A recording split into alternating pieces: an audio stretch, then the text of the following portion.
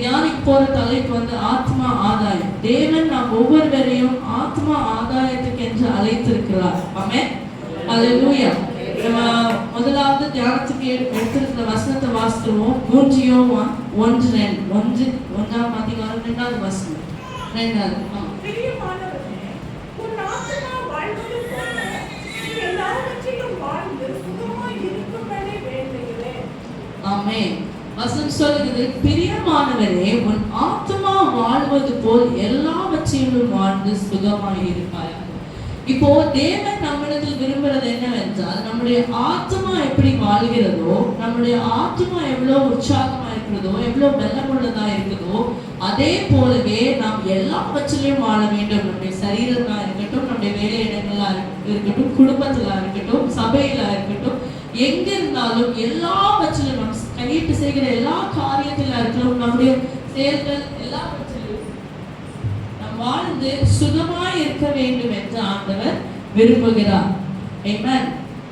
நம்ம ஒரு மனிதனை எடுத்துக்கிட்டா 3 காரியம் இருக்குது. என்னெல்லாம் இருக்குது? ஒரு மனிதனுக்குள்ள என்னெல்லாம் இருக்குது? ஆவி, ஆத்மா, சரீரம். 3 காரியங்கள் இருக்குது. சரீரம் நம்ம வெளியே பார்க்கிற சரீரம், மாம்சத்துல உள்ள சரீரம். ஆத்மா என்கிறது தேவனிடத்தில் நாம் பெற்றுக்கொண்ட ஆத்மா, ஆவி. இன்னொன்று ஆத்மா. இந்த ஆத்மாவில தான் எல்லாமே இருக்குது. இந்த சரீரமும் இந்த ஆவிக்கு இடையில இருந்து கிரியை செய்கிறது இந்த ஆத்மா. இந்த ஆத்மாவில் என்னெல்லாம் இருக்கிறது என்று நம்ம கொஞ்சம் சில வசனங்களை வாசனம் முதல்ல தியானித்துவோம். 1 சாமுவேல் 1ஆம் அதிகாரம் 15வது வசனம். 1 சாமுவேல் 1ஆம் அதிகாரம் 15வது வசனம்.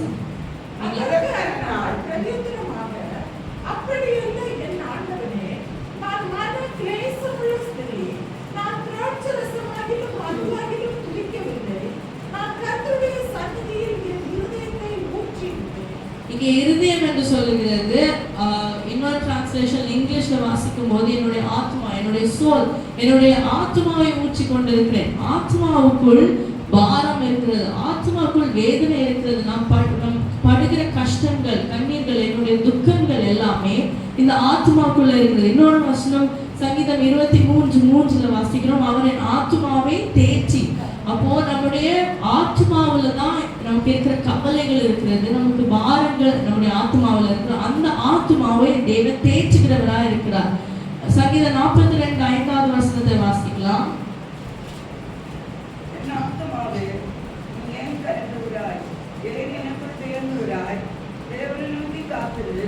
அவர் சமூகத்தில் ரட்சிப்பு நிமித்தம் நான் இன்னும் அவரை துதிப்பேன்.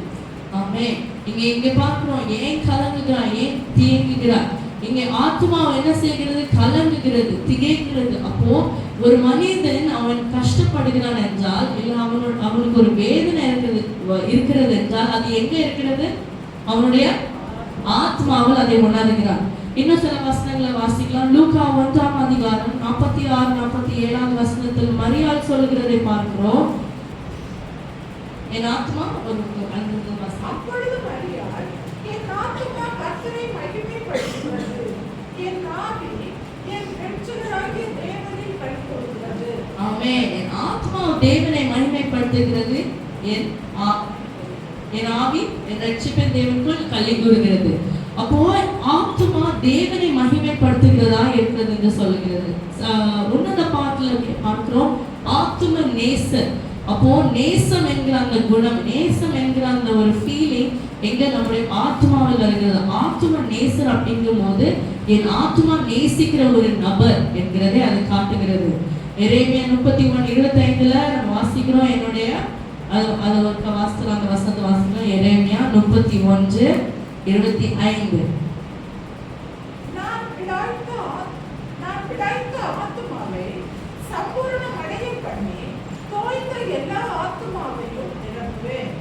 ஆமென். இங்க பார்க்கிறோம், எப்படிப்பட்ட ஆத்மா அது? விடாய்த்த ஆத்மா. அவ்வளவு பாரம் நிறைந்த, அவ்வளவு கவலை நிறைந்த ஒரு ஆத்மாவா இருந்தாலும், இன்னைக்கு தேவன் என்ன சொல்லுகிறார் அந்த வசனத்தில்? விடாய்த்த ஆத்மாவை சம்பூர்ணமா அடைய பண்ண போகிறார். ஹல்லேலூயா, ஆமென். இவ்வளோ வசனத்தை நம்ம வாசித்தது நமக்கு ஒண்ணு புரிகிறது. நம்முடைய கவலையா இருக்கட்டும், அன்பா இருக்கட்டும், சந்தோஷமா இருக்கட்டும், துக்கமா இருக்கட்டும், என்னென்ன நமக்கு ஃபீலிங்ஸ் ரைஸா இருக்குதோ, இப்போ நம்ம வாழ்க்கையில ஒரு சிச்சுவேஷன் நடக்குது, இல்ல ஒரு பிரச்சனை நடக்குதுன்னா அது நிமித்தமாய் உள்ள பாரம் நமக்கு எங்க நம்ம உணர்றோம்? நம்முடைய ஆத்மாவில் உணர்கிறோம். அப்போ இந்த ஆத்மா இதுல நமக்கு புரியுது என்னன்னா, நம்ம ஆத்மா எவ்வளவு முக்கியமான ஒரு பகுதியா இருக்குது. இந்த ஆத்மா தான் நம்முடைய முற்றிலுமாய் நம்முடைய வாழ்க்கையை தீர்மானிக்கிறது. நம்முடைய வாழ்க்கையின் ஒவ்வொரு கட்டத்தையும், வாழ்க்கையின் ஒவ்வொரு நடக்கையிலும் டிசைட் பண்ணுகிற ஒரு பெரிய ரோல் நம்முடைய ஆத்மாவுக்கு இருக்குது. ஏனென்றால் இப்போ நமக்கு கோபம் இருக்குது. இந்த கோபம் எதுல வருது? ஆத்மாவில் வருது. இந்த கோபம் ஆத்மாவில் வர்றது நிமித்தமாய் இந்த நம்முடைய சரீரத்துல அதோடைய ரியாக்ஷன் நம்ம காண்கிறோம். அது வந்து இமீடியட்லி நம்ம பிரெயின்ல போய் உனக்கு கோபம் வருது, நீ இப்படி சொல்லி இப்படி பேசு அப்படின்னு சொல்லி நம்மளை அதை ஊக்குவித்து அதுக்கப்புறம் நம்ம பேசுறோம். அப்போ நம்மளை வந்து நம்ம ஃபீலிங்ஸ் எல்லாம் நம்மளுடைய ஆத்மாவில் வர்றது நிமித்தமாய் நம்ம வந்து நம்முடைய செயல்கள் மூலமாய், பேச்சுகள் மூலமாய், நடத்தையின் மூலமாய் அதை வெளிப்படுத்துறோம். நம்ம என்ன ஃபீல் பண்றோமோ, நமக்கு கவலையா இருந்துச்சுன்னா நம்ம கண்ணுல இருந்து கண்ணீர் வருகிறது. அப்போ இந்த ஆத்மா வந்து பாரம் அடையும் போது கண்ணுல இருந்து வெளிப்படுறது என்னது? கண்ணீர். இதே மாதிரி எல்லா விஷயங்களும் நம்முடைய ஆத்மாவில் வெளிப்படுது. அப்போ இந்த ஆவி ஆத்மா சரீரத்துல ஒரு முக்கியமான பகுதி நம்முடைய மாம்சத்துக்குரியமான வாழ்க்கையா இருக்கட்டும், ஆவிக்குரிய வாழ்க்கையா இருக்கட்டும், ரெண்டு பகுதியிலும் முக்கியமாய் நமக்குள் கிரியை செய்கிறது நம்முடைய ஆத்மா. இன்னொரு முக்கியமான விஷயம் நம்முடைய ஆத்மாக்குள் இருக்கிறது. எசேக்கியேல் 18ஆம் அதிகாரம் 4வது வசனம்.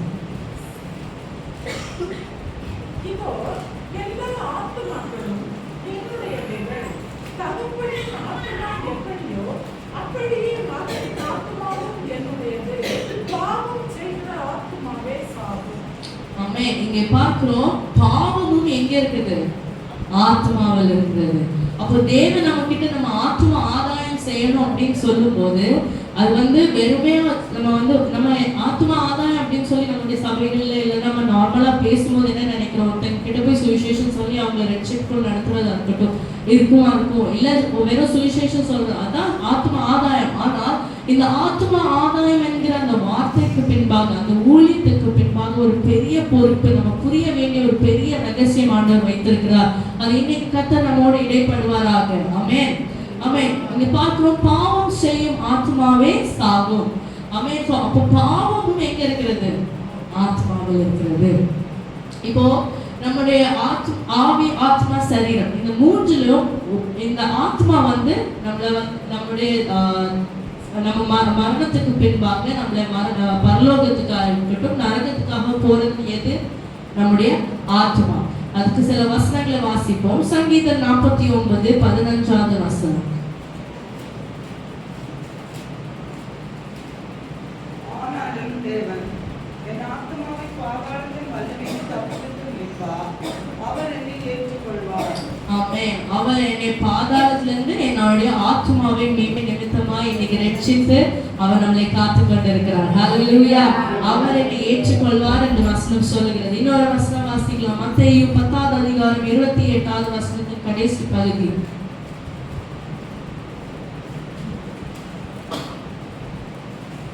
ஆத்மாவையும் சரீரத்தையும் நரகத்தில் அழிக்க வல்லவருக்கே பயப்படுங்கள். ஆமென். இது வந்து தேவனை குறித்து சொல்லுகிறது. அவர் வந்து நம்முடைய ஆத்மாவையும் சரீரத்தையும் நரகத்துல அழிக்க வல்லவராக இருக்கிறார். அப்போ இந்த வசனங்கள் மூலமா நான் பார்க்கிற காரியங்கள் என்னவென்றால், நம்முடைய ஆத்மா தான் நரகத்துக்கு போகும். நம்முடைய அங்கு போய் நம்ம வந்து பாடுபடுறது நம்முடைய ஆத்மாவா இருக்கிறது. இன்னொன்னு, ரட்சிப்பும் எங்க நடக்கிறது? ஆத்மாவில் தான் நடக்கிறது. அப்போஸ்தலர் 2வது அதிகாரம் 41வது வசனத்தில் பேதுருவின் பிரசங்கத்தின் அபிஷேகம் பெற்ற பேதுரு செய்கிற முதல் பிரசங்கத்தில் 3000 ஆத்மாக்கள் ரட்சிக்கப்படுகிறார்கள். அங்கேயும் ஆத்மாக்கள் ரட்சிக்கப்படுகிறார். நம்முடைய ஆத்மா ரட்சிப்படைய வேண்டும். இன்னொரு வசனத்தை வாசிக்கலாம். 1 பேதுரு 1வது அதிகாரம் 9வது வசனம். பேதுரு 1:9.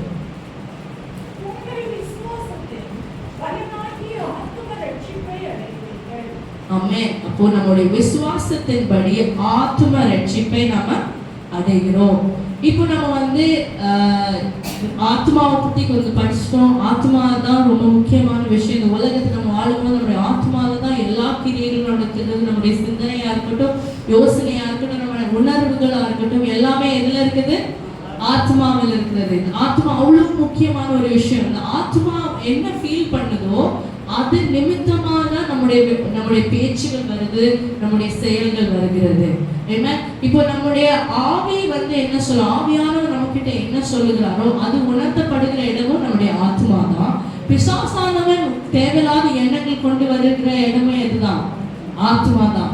இந்த ஆத்மா என்ன செய்கிறது, தேவனிடத்தில் வருகிறதா இருக்கட்டும், பிசாசு கிட்ட வருகிறதா இருக்கட்டும், அது எது வருதோ, இப்போ ஃபார் எக்ஸாம்பிள் தேவன் அவர்கிட்ட சொல்லுது நீ இந்த வார்த்தைகளை பேசு அப்படின்னு சொல்லுகிறது இந்த ஆத்மாவுக்கு உணரும் போது இந்த ஆத்மா அது அதை பெற்றுக்கொண்டு அதை ஒத்துக்கொள்ளும் போது அது அது பேசுகிறது, அது ஆசீர்வாதமாய் மாறுகிறது. இதே இது பிசாசானவன் இந்த ஆத்மா கிட்ட நீ இப்படி பொய் சொல்லு அப்படின்னு சொல்லும் போது இந்த ஆத்மா அதை ஏற்றுக்கொண்டால், அந்த ஆத்மா ரட்சிக்கப்படாத ஆத்மாவா இருந்தால், மரணத்துக்கு ஏதுவான ஆத்மாவா இருந்ததுன்னா அது அந்த பிசாசானவருடைய வார்த்தைகளை கேட்டு தேவையில்லாத பொய்களை சொல்லும், தேவையில்லாமல் சண்டை போடும், தேவையில்லாத இடங்களை வாயை விட்டு சண்டை போட்டு பிரச்சனைகளை உருவாக்குற ஒரு ஆத்மாவாய் மாறுகிறது. நம்ம என்ன நினைக்கிறோம், வெளி தோட்டத்தில் நாள் இப்படி பண்றாரே அப்படின்ட்டு. ஆனா அந்த ஆளுக்குள் இருந்து கிரியை செய்கிற அந்த பொல்லாத ஆவி எங்க அந்த ஆளை பிடிச்சு வச்சிருக்கிறது, அவங்க ஆத்மாவை பிடிச்சு வச்சிருக்கிறது. அதனால ஆண்டவர் இன்னைக்கு நம்மளை அழைத்த அழைப்பு எதற்கு என்றால் ஆத்மாவை ஆதாயம் செய்ய வேண்டும். ஒரு நபரை அல்ல, ஒரு மனிதனை அல்ல, அவருடைய ஆத்மாவை நம்ம ஆதாயம் செய்ய போகிறோம். அல்லேலூயா, ஆமென். தேவன் எங்க சொல்லியிருக்கிறார் ஆத்மா ஆதாயம் செய்யணும் அப்படின்னு சொல்லி நீங்க கேட்டீங்கன்னா மத்தேயு 28வது அதிகாரம் 18வது வசனத்திலிருந்து 20வது வசனம் வரை. அப்பொழுது சமீபத்தில் வந்து அவர்களை நோக்கி, வானத்திலும் பூமியிலும் சகல அதிகாரம் எனக்கு கொடுக்கப்பட்டிருக்கிறது. ஆகையால் நீங்கள் புறப்பட்டு போய் சகல ஜாதிகளை சீசராக்கி பிதாக்குமான பரிசுத்த ஆவியின் நாமத்தினாலே அவர்களுக்கு ஞானஸ்நானம் கொடுத்து நான் உங்களுக்கு கட்டளையிட்ட யாவையும் அவரை கைக்கொள்ளும்படி அவர்களுக்கு உபதேசம் பண்ணுங்கள். இதோ உலகத்தின் முடிவு வரையும் சகல நாட்களில் நான் உங்களிடையே கூட இருக்கிறேன் என்றார். ஆமென். உலகம் பரியந்தம் போய் நம்ம என்ன பண்ணணும், சீஷராக்க வேண்டும். இதுதான் தேவன் எல்லா மனிதர்களும் ஒவ்வொரு ஆளுக்கும் ஆண்டவர் தனித்தனி அழைப்பு கொடுத்திருக்கிறார், தனித்தனி தேவனுடைய சித்தத்தை வைத்திருக்கிறார், எல்லாம் நல்லதுதான். ஆனா உலகத்துல ரட்சிக்கப்பட்ட எல்லாருக்கும் ஆண்டவர் கொடுத்திருக்கிற ஒரே ஒரு கமாண்ட், கிரேட் கமிஷன் அப்படின்னு சொல்லி இங்கிலீஷ்ல சொல்லுவாங்க. பிரதான விஷயம் என்னன்னா, நீங்க உலகம் எங்கும் போய் நீங்க எங்கதான் இருக்கிறீங்களோ அங்க நீங்க என்ன சீஷரை உருவாக்க வேண்டும். இப்ப சீஷரை உருவாக்க வேண்டும் என்றால் அதற்கு முன்பாக அவங்க ஆத்மாவை முதல்ல நம்ம ரட்சிக்கணும். அந்த ஆத்மாவை முதல்ல நம்ம மரணத்திலிருந்து மீட்க வேண்டும். அந்த ஆத்மா மீட்டால் மட்டுமே அது அடுத்த படியாக சீஷராக எப்படி மாறுவது, சீஷர் என்கிற பதவிக்கு எப்படி அவர்களை கொண்டு வர முடியும் என்கிற அடுத்த பகுதிக்கு போகலாம். ஸோ த பேசிக் அடிஸ்தலம், ஒரு ஆளை ஒரு ஆள் சீஷர் ஆக வேண்டும் என்றால் அதுக்கு அடிஸ்தலம் அவங்க ஆத்மா என்ன ஆக வேண்டும், ரட்சிக்கப்பட வேண்டும். அதுதான் ஆண்டவர் நம்மளை அழைத்திருக்கிறார். அப்போ சீஷர்கள் ஆக்கணும்னா நம்ம தேவன் சீஷர் ஆக்குறதுக்கு நம்மளை அழைத்திருக்கிறார் என்றால் அதற்கு முன்பாக அவங்க ஆத்மாவை நம்ம ரட்சிக்க வேண்டும். அவங்களை ரட்சித்து அவங்களை சீஷரை ஆக மாற்ற வேண்டும். இந்த ரட்சிப்புக்குள் நடத்துகிறவர்களை தேவன் என்னவென்று அழைக்கிறார் என்று பார்ப்போம். நீதிமொழிகள் 11ஆம் அதிகாரம் 30வது வசனம். நீதிமானுடைய பலன் ஜீவ விருட்சம், ஆத்துமாக்களை ஆதாயப்படுத்திக் கொள்கிறவன் ஞானம் உள்ளவன். ஹல்லேலூயா. ஆத்மாக்களை ரட்சிக்கிறவன் ஞானம் உள்ளவன். இன்னைக்கு தேவன் உங்களையும் என்னையும் யாரா அழைக்கிறாரு, ஞானம் உள்ளவர்களா அழைக்கிறாரு.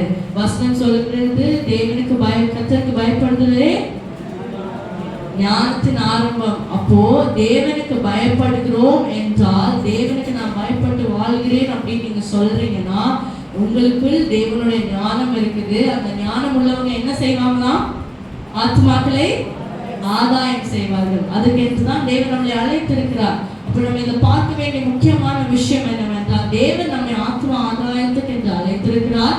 ஆத்மா ஆதாயம் செய்கிறவர்கள் ஞானவான்கள். அவர்கள் எப்படி ஞானவான்கள் என்றால், தேவனுக்கு அவங்க பயப்படுறதுனால, தேவனுக்கு முன்பாக பயப்படுறது என்கிறது வெறும் நடுக்கம் அல்ல, வெறும் செருப்பு போடாம சபைக்குள் வருகிறது அல்ல. தேவனுக்கு பயப்பட்டு வாழ்கிறது என்னவென்றால், நம்ம தனிப்பட்ட வாழ்க்கையில யாரும் நம்மை பார்க்காத நேரத்தில் உண்மையாய் தேவனுக்கு முன்பாக வாழ்வது.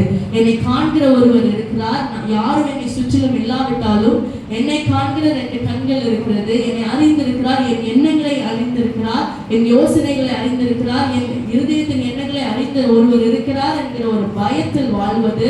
பரிசுத்தமாய் வாழணுமே. ஏசப்பா என்ன பார்க்கிறார், இயேசு என்னை அறிகிறார். மனிதன் நான் பேசுறதை மட்டும்தான் அறிகிறாங்க, வெளித்தோட்டத்தை மட்டும்தான் அறிகிறாங்க. ஆனா தேவன் யோசிக்கிறதையும் அறிந்திருக்கிறார் என்கிற ஒரு பயத்தோடு வாழ்வதுதான் தேவ பயம். ஆமென்.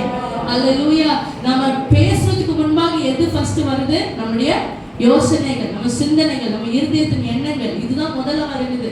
இந்த அதுக்கு முன் அப்போ மனிதர்கள் பார்க்கறது என்ன, இவன் இப்படி பேசிட்டா, அப்போ இந்த இப்படி பேசிட்டா என்கிற அந்த விஷயத்துக்கு முன்பாகவே நம்ம பாவம் செஞ்சுட்டோம். எங்க? நம்ம இருதயத்தில் பாவம் செஞ்சுட்டோம். ஏன்? அவங்களை காயப்படுத்தணும், அவங்களை எப்படியாவது வாய் மூட வச்சிடணும், நான் தான் பெரிய ஆள் ஆகணும் அப்படிங்கிற ஒரு எண்ணத்தினால நம்ம பேசுற சில வார்த்தைகள் அவங்களுக்கு காயத்தை கொண்டு வரும்.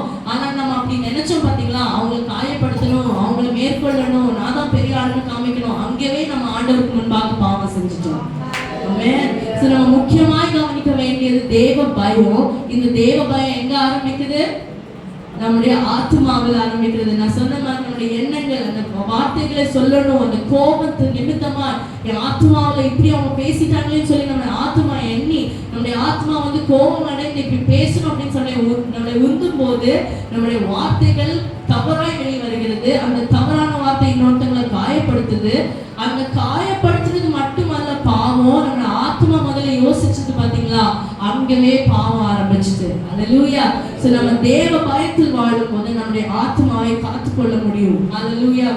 Now இப்போ எப்படி நம்ம ஆத்மா ஆதாயம் செய்வது? இது எல்லாருக்குமே தெரியும். நம்ம சுவிசேஷம் சொல்லிதான் ஆத்மா ஆதாயம் செய்வோம். ஆனா வேத வசனத்துல இருந்து சில காரியங்களை நம்ம பார்க்க போகிறோம். நீதிமொழிகள் 16வது அதிகாரம் 24வது வசனம்.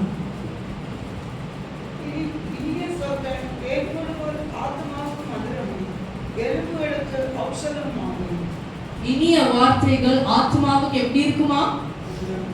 மதுரமாய் இருக்கிறது. அப்போ எப்படி இருக்குது? தேன் போல்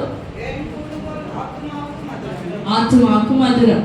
அப்போ இனிமையான வார்த்தைகள், நம்ம ஒருத்தங்க கிட்ட நல்ல வார்த்தைகள் பேசும்போது, இப்போ இன்னொருத்தங்க நம்ம காயப்படுத்திட்டாங்கன்னு வச்சுக்கோங்க, அவங்க கிட்ட போய் நம்ம இனிமையான வார்த்தைகளை பேசும்போது அவங்க ஆத்மாவே அது மதுரமாய் மாற்றுகிறது. அவங்க எவ்வளவுதான் கசப்புல இருந்தாலும், எவ்வளவுதான் அவங்க நம்ம மேல வெறுப்புல இருந்தாலும், எவ்வளவுதான் அவங்க இந்த ஆளை எப்படியாவது இவங்க இப்படி என்று பேசிட்டாங்களே, நான் எப்படியாவது ரிவெஞ்ச் எடுத்துடணும்னு அவங்க நினைச்சிருந்தாலும், அந்த நபர்கிட்ட நம்ம இனிமையான வார்த்தைகளை பேசும்போது அவங்க இருதயம் அது மதுரமாய் அவங்களுடைய ஆத்மா மதுரமாய் மாறுகிறது. நம்முடைய இனிமையான வார்த்தைகளுக்கே எவ்வளவு வல்லமை இருக்குன்னா, தேவனுடைய வார்த்தைக்கு எவ்வளவு வல்லமை இருக்கும். ஆமென். அல்லேலூயா. ஒரு நபர்கிட்ட வெறும் சொற்கள் நிமித்தமாய், வெறும் மனித வார்த்தைகளை இனிமையாய் நம்ம பேசும்போது, வெறும் நம்ம வார்த்தைகளை மன்னிச்சுக்கோங்க இப்படிங்கிற ஒரு வார்த்தையிலேயே அவங்க இருதயத்தை குளிர பண்ண முடியும்னா, அவங்க ஆத்மாவை மதுரமாய் மாற்ற முடியும்னா, தேவனுடைய வார்த்தை அது வல்லமை உள்ள வார்த்தை, ஜீவனுள்ள வார்த்தையை கொண்டு நம்ம அவங்க கிட்ட பேசும்போது எவ்வளவு பெரிய கிரியை செய்யும். ஆமென். நல்ல கரங்களை தட்டி அந்த நாமத்துக்கு, அந்த வார்த்தைக்கு மகிமை செலுத்துவோம். அல்லேலூயா. சங்கீதம் 19:7வது வசனத்தை பார்க்கும்போது, சங்கீதம் 19:7,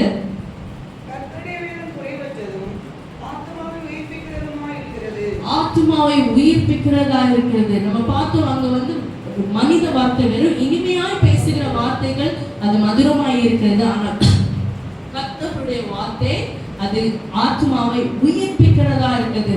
இன்னைக்கு நம்ம கர்த்தருடைய வார்த்தையை தியானித்துக் கொண்டிருக்கிறோம். ஆத்மா ஆதாயம் என்கிற தலைப்புல தியானித்துக் கொண்டிருக்கிறோம். நீங்க என்ன சோர்வுல வந்திருந்தாலும் அது எங்க சோர்வா இருக்குது? ஆத்மா. நீங்க என்ன பாரத்தோட வந்திருந்தாலும் உங்க ஆத்மால தான் அது பாரமா வந்திருக்கிறீங்க. நீங்க என்ன துக்கத்துல வந்திருந்தாலும் உங்க ஆத்மா தான் துக்கமா வந்திருக்குது. இன்னைக்கு அந்த ஆத்மாவை பார்த்து கர்த்தருடைய வார்த்தை வரும்போது அது உங்களை உயிர்ப்பிக்கிறதாய் மாறுவதாக. ஹல்லேலூயா.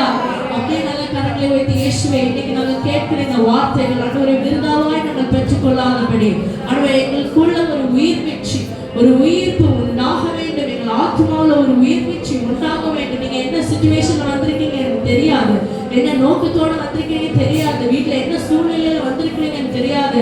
ஆனா உங்க ஆத்மாவை உயிர்ப்பிக்கிற வார்த்தை இங்கே உண்டு. ஜீவனுள்ள வார்த்தை இங்கே உண்டு.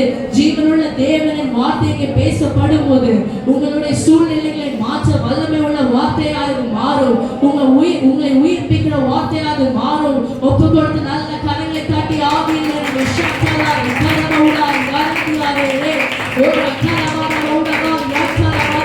தியானிக்கும் போது உயிர் மீட்சி இயேசுவின் நாமத்தில் எங்கெல்லாம் பகுதியில வியாதியோடு இருக்கிறோமோ, எந்தெந்த பகுதியில துக்கத்தோடு இருக்கிறோமோ, இயேசுவின் நாமத்தில் ஒரு உயிர் மீட்சி.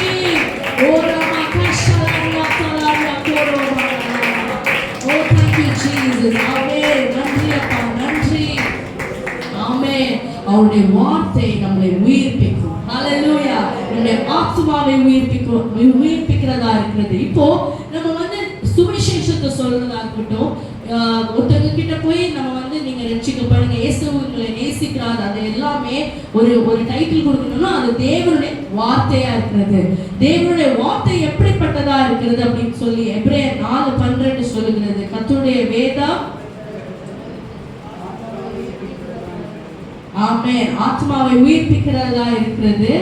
எபிரேயர் 4:12 அது என்ன சொல்லுதுன்னா, திருக்குறள் ஜீவனும் வல்லமையும் உள்ளதாயும் இருபுறமும் கருக்குள்ள எந்த பட்டயத்தாலும் கருக்கானதாயும் ஆத்மாவையும் ஆவியையும் கணுக்களையும் ஊனையும் பிரிக்கத்தக்க உருவ குத்துகிறதுமாய் இருக்கிறது. இதயத்தின் நினைவுகளையும் யோசனைகளையும் வகையறுக்கிறதாயும் இருக்கிறது. ஆமென். தேவனுடைய வார்த்தை எவ்வளவு வல்லமை அப்படின்னு சொல்லும் போது, ஒரு பட்டயம் வந்து நம்ம ஆரம்பத்தில் தியானிச்சது போல ஆவியும் ஆத்மாவும் அது ஆல்மோஸ்ட் இணைந்திருக்கும். எப்பவுமே அது இணைந்திருக்கும். அந்த ஆத்மா இப்போ நமக்குள்ள பரிசுத்த ஆவி இருந்தாருன்னா அந்த ஆவியானவர் நம்முடைய ஆத்மாவோடு இணைந்து நம்முடைய நல்வழியில் நடத்துவார். நமக்கு நல்ல யோசனை கொடுப்பார், நல்ல சிந்தனைகளை கொடுப்பார், நல்ல ஆலோசனைகளை கொடுத்து நம்ம நேர்வழியை நடத்துவார். இல்லை நமக்குள்ள பொல்லாத பிசாசுடைய ஆவி இருந்துச்சுன்னா அந்த ஆவி நம்மளுடைய ஆத்மாவோடு சேர்ந்து நம்மளை நரகத்தின் வழிக்குள்ள அது கொண்டு செல்கிறதா, பாவத்துக்குள் நம்மளை கொண்டு செல்கிறதா இருக்கிறது. இங்க வாசிக்கிறோம், தேவனுடைய வார்த்தை எதை ரெண்டையுமே பிரிக்குமா? இருபுறமும் கருக்குள்ள பட்டயத்தை போல இருக்கிறது. அது வந்து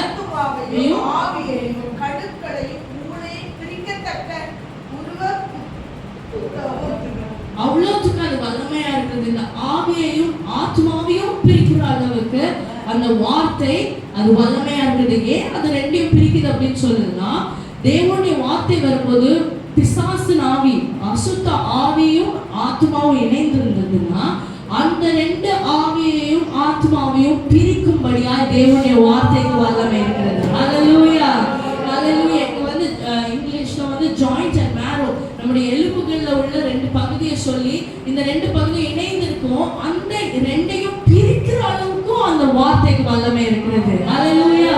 அது வந்து வெறும் ஆவியில மட்டும் கிரியை செய்கிற வார்த்தை அல்ல, மாம்சத்திலும் கிரியை செய்கிற வார்த்தையா இருக்கிறது தேவனுடைய வார்த்தை. ஆமென். அப்போ இந்த தேவனுடைய வார்த்தையை நாம் மக்கள் கிட்ட பேசும்போது, ரட்சிக்கப்படாதவர்கள் கிட்ட பேசும்போது, இல்ல நொறுங்குண்டவர்களோடு பேசும்போது நாம் புரிய வேண்டிய ஒரு விஷயம், நம்ம இருதயத்தில் நம்ம மனசுல வைக்க வேண்டிய ஒரு விஷயம், புரிந்து கொள்ள வேண்டிய விஷயம் என்னவென்றால், இந்த வார்த்தை நான் பேசுவது வெறும் வார்த்தைகள் அல்ல. இயேசு உங்களை நேசிக்கிறார், இயேசு உங்களுக்காக மரித்தார் என்கிறது ஒரு வெறும் வார்த்தை அல்ல, அது ஒரு பட்டயம். அவங்க ஆத்மாவையும் அவங்களுக்குள் இருக்கிற அந்த அசுத்த ஆவியையும் வெட்டி ரெண்டாய் பிரிக்க வல்லமை உள்ள வார்த்தை என்பதை உணர்ந்து நாம் பேச வேண்டும். ஹல்லேலூயா. ஆமென். உணர்ந்து நாம் பேசும்போது தான் நமக்கு கிரியை நடக்கும். நாம் பேசுகிற வார்த்தை வெறும் இயேசப்பா உங்களை நேசிக்கிறார், கலங்காதீங்க அப்படின்னு சொல்லிட்டு வர்றது மட்டும் அல்ல, நாம் சொல்லுகிற வார்த்தை கிரியை செய்ய வேண்டும். அதுதான் ஆத்மா ஆதாயம், அதுதான் கிரியை செய்யும். நாம் மனசுக்குள்ள ஆண்டவரே இந்த ஆத்மாக்காண்டி நான் ஜெபிக்கிறேன், நான் பேச போறேன், நீங்க அவங்களுக்குள்ள இருக்கிற பொல்லாத ஆவியை அவங்க ஆத்மா கிட்ட இருந்து பிரிச்சு இந்த வார்த்தையின் மூலமா நீங்க கிரியை செய்யுங்கன்னு சொல்லி நீங்க ஜெபிச்சுட்டு போங்க. நிச்சயமா அங்க ஒரு விடுதலை இருக்கும். நிச்சயமா தேவனுடைய வார்த்தை அங்க கிரியை செய்யும். ஆமென். ஏனென்றால் அது ஜீவனுள்ள வார்த்தை, அது வெறும் மனித வார்த்தை கிடையாது, வெறும் மாம்சத்துல நம்ம சொல்கிற வார்த்தை கிடையாது, அது ஜீவனுள்ள வார்த்தை. ஹல்லேலூயா, ஹல்லேலூயா. இப்ப நம்ம புரிஞ்ச விஷயம் என்னன்னா, ஒருத்தங்களை ரட்சிப்புக்குள்ள நடத்தணும்னா தேவனுடைய வார்த்தை முக்கியம். நம்ம தேவனுடைய வார்த்தையினால் மட்டும்தான் அவங்க கிட்ட பேசி அவங்க வந்து ரட்சிப்புக்குள்ள நடத்த முடியும். தேவனுடைய வார்த்தையை நாம் பேசும்போது அவங்களுக்குள்ள இருக்கிற அந்த ஆவியையும் அந்த ஆத்மாவையும் நம்ம என்ன பண்றோம்? வெட்டி பிரிக்கிறோம். அதை பிரிக்கும் போது தேவன் அவங்களை ரட்சிப்புக்குள்ள நடத்துகிறார். இந்த ரட்சிப்பு அவங்க எப்படி பெற்றுக்கொள்கிறார்கள் என்று 1 பேதுரு 1ஆம் அதிகாரம் 22ஆம் வசனம். 1 பேதுரு 1:22. ஆகையால் நீங்கள் மாயமற்ற சகோதர சிநேகமுள்ளவர்களாகும்படி ஆவியினாலே சத்தியத்திற்கு கீழ்ப்படிந்து உங்கள் ஆத்துமாக்களை சுத்தமாக்கிக் கொண்டவர்களாயிருக்கிறபடியால் சுத்த இதயத்தோட ஒருவரில் ஒருவர் ஊக்கமாய் அன்பு கூறுங்கள். அதோட இடையில பார்த்தீங்கன்னா ஆவியினாலே சத்தியத்திற்கு கீழ்ப்படிந்து ஆத்மாவை சுத்தமாக்கி கொள்கிறோம். அப்போ நம்ம இப்ப பார்த்தோம், இந்த வெட்டி ரெண்டாக்கப்பட்ட ஆத்மா இப்போ அசுத்த ஆவியை விலக்கி தேவனுடைய ஆவியானவர் உள்ள வருகிறார். அந்த ஆவியானவர் என்ன செய்கிறார்? அந்த ஆவியில நம்ம வந்து தேவ சத்தியத்துக்கு கீழ்ப்படுகிறோம். சத்தியம் என்ன சொல்லுகிறது? ரட்சிக்கப்படணும், இயேசு கிறிஸ்துவே மெய்யான தேவன், அவரே பரலோகத்துக்கு வழி, அவரை விசுவாசித்த ஞானஸ்தானம் எடுத்து ரட்சிக்கப்படுகிறவர்கள் பரலோகத்துக்கு போவார்கள். இப்படிப்பட்ட சத்தியத்துக்கு கீழ்ப்படிந்து இந்த ஆத்மா என்ன செய்கிறது? பரிசுத்தப்படுகிறது, சுத்திகரிக்கப்படுகிறது. இது நிமித்தமா அவங்க ஆத்மா காத்து கொள்ளப்படும். பரலோகத்துக்கு நம்ம வந்து பரிசுத்தமா இருக்கிற மட்டும்தான் பரலோகத்துக்கு போக முடியும். இப்படி நம்ம சத்தியத்துக்கு கீழ்ப்படிந்து ஆவி சத்தியத்துக்கு கீழ்ப்படிந்து ஆத்மாவை பரிசுத்தப்படுத்தி நாம் பரலோகத்துக்கு அவங்களை கொண்டு செல்ல முடியும். அல்லேலூயா. இதுல எல்லாம் வச்சு நம்ம கவனிக்கிற விஷயம் என்னன்னா, நம்ம யாருமே கிடையாது. இதுல எல்லாமே தேவன் செய்கிறது தான். தேவனுடைய வார்த்தை கிரியை செய்யும். தேவன் உள்ள இருந்து கிரியை செய்து அவங்க ஆவி வந்து அது கீழ்ப்படிய வச்சு அவங்க வந்து ரட்சிப்புக்குள்ள நடத்துவாங்க. இதுதான் சொல்றது, மனிதனால இது முடியாது, இது தேவனால் முடியும். அல்லேலூயா. மனுஷனால் இது கூடாததுதான், ஆனா தேவனால் எல்லாம் கூடும். இந்த வருடத்துல எங்க சபைக்கு நம்முடைய தலைமை சபைக்கு கர்த்தர் கொடுத்த பாட வாக்கு தத்தம் என்னவென்றால், இது மனுஷனால் கூடாது, ஆனால் தேவனால் எல்லாம் கூடும். அதை வைத்துதான் ஒரு பாடலை பாடணும். அந்த 2 வரிகளை நம்ம பாடி மீதி நம்முடைய வசனத்துக்குள்ள செல்வோம். முடியாததென்று எதுவும் இல்லை, கூடாததென்று ஒன்றும் இல்லை. முடியாததென்று எதுவும் இல்லை, கூடாததென்று ஒன்றும் இல்லை. சொல்றீங்களா? முடியாததென்று எதுவும் இல்லை, கூடாததென்று ஒன்றும் இல்லை. முடியாததென்று எதுவும் இல்லை, கூடாததென்று ஒன்றும் இல்லை. எதுவும் இல்லை, ஒன்றும் இல்லை. முடியாததென்று சரித்திரமில்லை, எதுவும் இல்லை, ஒன்றும் இல்லை. முடியாததென்று சரித்திரமில்லை, முடியாததென்று சரித்திரமில்லை, முடியாததென்று சரித்திரமில்லை. தேவனாலே எல்லாமே கூடும் என்ற நம்பிக்கை எனக்குள்ளே இருப்பதினாலே, தேவனாலே எல்லாமே கூடும் என்ற நம்பிக்கை எனக்குள்ளே இருப்பது. சொல்லுங்க, தேவனாலே எல்லாமே கூடும் என்ற நம்பிக்கை எனக்குள்ளே இருப்பதினாலே ஜீவன் பெறுவேன், நித்திய ஜீவன் பெறுவேன், ஜீவன் பெறுவேன், நித்திய ஜீவன் பெறுவேன், ஜீவன் பெறுவேன், நித்திய ஆமென். ஜீவன் பெறுவேன், நித்திய ஜீவன் பெறுவேன். எதுவும் இல்லை, ஒன்றும் இல்லை. முடியாததென்று சரித்திரமில்லை, எதுவும் இல்லை, ஒன்றும் இல்லை. முடியாததென்று சரித்திரமில்லை, முடியாததென்று சரித்திரமில்லை, முடியாததென்று சரித்திரமில்லை, முடியாததென்று சரித்திரமில்லை, முடியாததென்று சரித்திரமில்லை. ஹல்லேலூயா. ஆமென். நம் தேவனின் சரித்திரத்தில் முடியாதது என்று எதுவுமே கிடையாது. ஹல்லேலூயா. வசனம் சொல்லுகிறது, இது மனுஷனால் கூடாது, ஆனால் தேவனால் எல்லாம் கூடும். ஆமென். அப்போ இங்க பார்க்கிறோம், இந்த ஆத்மா ஆதாயம் என்கிறதுக்கு எல்லாமே செய்கிறது தேவன் தான். ஆமென். நம்ம அவர் வந்து பயன்படுத்தல, ஒரு கருவி தான். அவருடைய கருத்தில் நாம் ஒப்பு கொடுத்து ஆண்டவரே என்னை பயன்படுத்தும், நானும் ஆண்டவரே ஆத்மா ஆதாயம் செய்ய வேண்டும், நானும் ஆட்களை ரட்சிப்புக்குள் நடத்த வேண்டும் என்கிறதை நாம் ஆண்டவர் கிட்ட போய் சொல்லும் போது அவர் நம்மளை கொண்டு ஒரு ஆத்மாவை ரட்சிப்புக்குள்ள நடத்த நம்மளை வந்து வெறும் பயன்படுத்துகிறாரு. நம்ம அங்க போய் நின்றுட்டு நான் இப்படியெல்லாம் இருந்தேன் அப்படியெல்லாம் இருந்தேன்னு சொல்லி நம்முடைய பேச்சை பேசுறதுக்காக அல்ல, நாம் தேவனுடைய வார்த்தையை அவங்க கிட்ட பேசும்போது தேவனுடைய வார்த்தை அங்கே கிரியை செய்கிறது, அவங்களுக்குள் அவங்க ஆத்மாக்குள் கிரியை செய்து அவங்களை ரட்சிப்புக்குள் நடத்துகிறது. ஹல்லேலூயா. இப்ப நம்ம ஆத்மா ஆதாயம் செய்யும் போது என்ன நடக்கிறது அப்படின்னு பார்க்கும்போது இதே முதல் நம்ம வாசித்த வசனம் பார்க்கும்போது 3 யோவான் 2வது வசனத்தில் பிரியமானவரே உன் ஆத்மா வாழ்வது போல் எல்லாவற்றிலும் வாழ்ந்து சுகமாயிரு.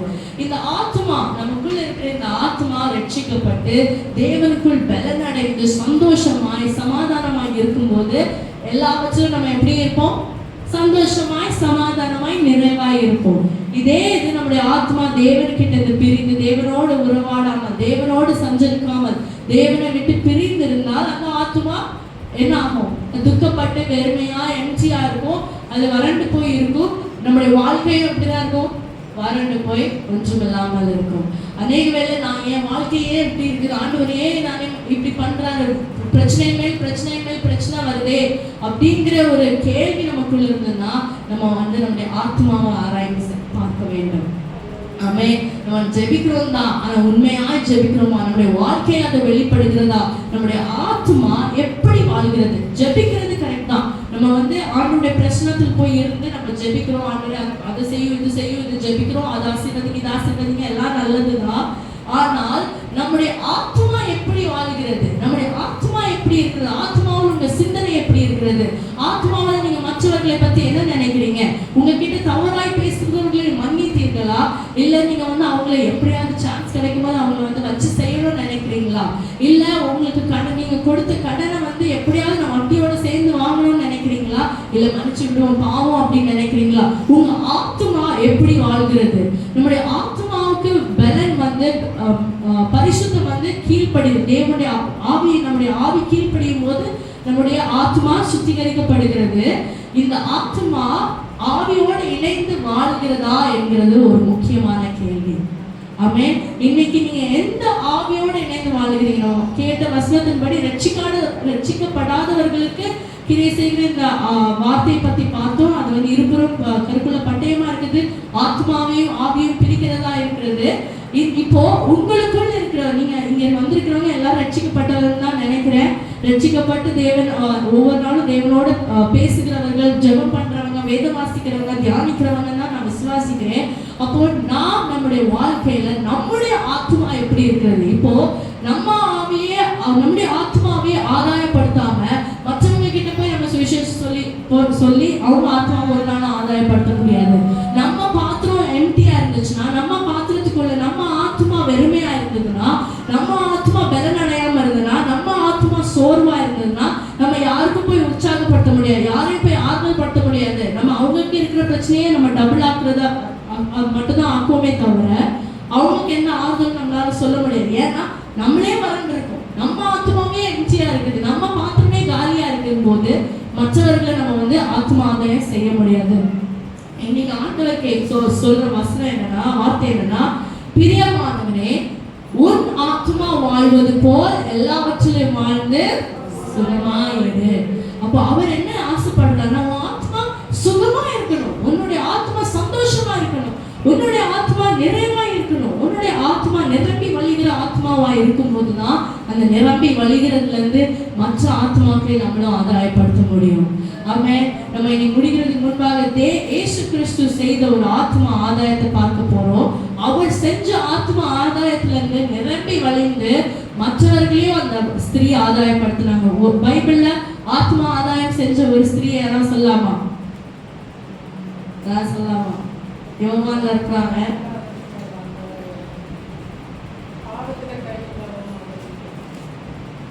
இல்ல, யோவான்ல வந்து ஒரு ஸ்திரீ வந்து ஆத்மா ஆதாயம் செய்யறாங்க. ஒரு ஊரே சமாரிய ஸ்திரீ. ஆமென். யோவான் 4வது அதிகாரம் எடுத்துக்குவோம். இந்த அதிகாரத்தை நம்ம கொஞ்சம் சேர்ந்து தியானிக்க போகிறோம். இந்த அதிகாரத்தில் இயேசு முதல் ஆத்ம ஆதாயம் செய்கிறார்.